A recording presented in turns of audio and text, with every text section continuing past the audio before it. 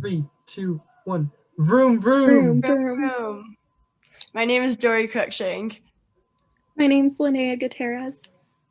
My name's Sebastian Berry. I'm Mason Brady. And I'm Damian Ramos. So imagine having the resources to travel almost anywhere. You can learn about Mars while actually on the planet, or fly to Jurassic Park to learn about dinosaurs. Imagine what these experiences might have meant to you as a child and what they can mean to future generations. You need not imagine this anymore. At VRoom, we have been working hard towards making this idea possible with low-cost VR technology.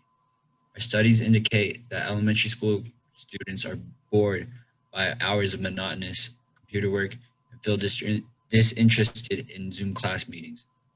We are confident that our unique application will make young kids excited to learn again while alleviating burdens on teachers struggling to adapt, teach virtually.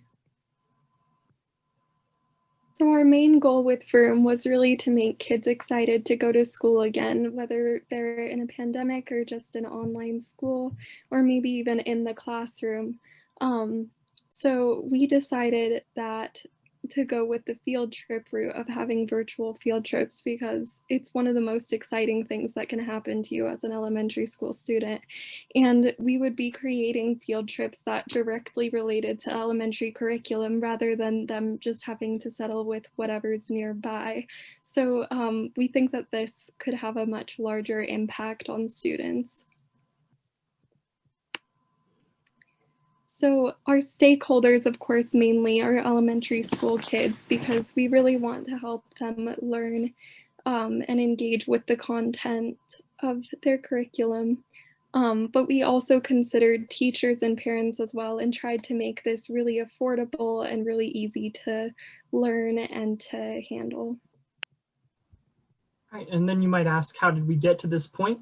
Well, we went through the DI process. So initially, we had created a virtual reality classroom, but it still didn't quite have the aspect of the learning aspect of it. So this is what we decided to introduce in our next sprint, and we'll show you how. So at first, in our Discover portion, we had done pretend user testing, and we saw that students and teachers were both noticing that students weren't feeling as engaged in their classrooms.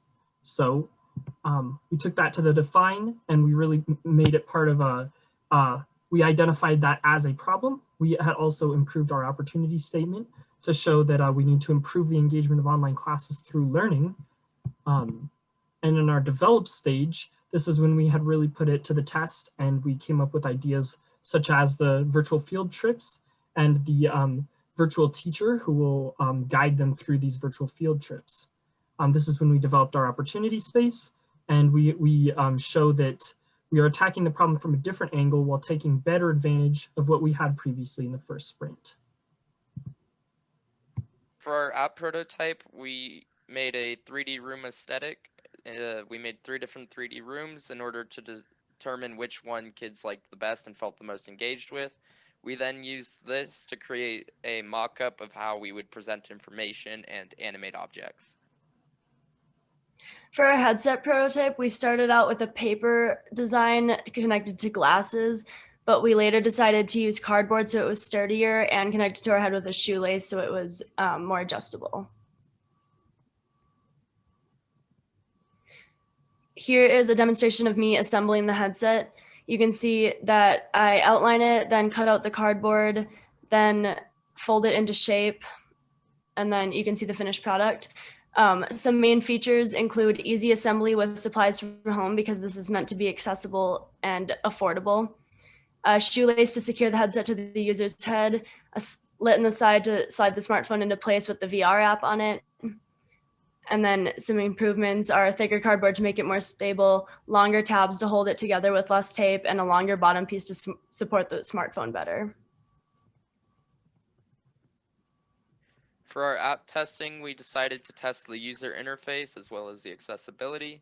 The old user interface can be seen on the bottom left, and the new one along the top, which shows different button layouts as well as color combinations that we tried. On the bottom is the accessibility, which we decided to go with a Zoom-like feature where we used a code to join a room. For some of the improvements we made based on our user testing, we ended up making more refined controls on the game prototype based on users saying that the game was hard to control. We chose to use thicker cardboard in the assembly because the lightweight cardboard was too thin to support the smartphone. We added more buttons to the homepage for better app navigation. We added a home button to each screen.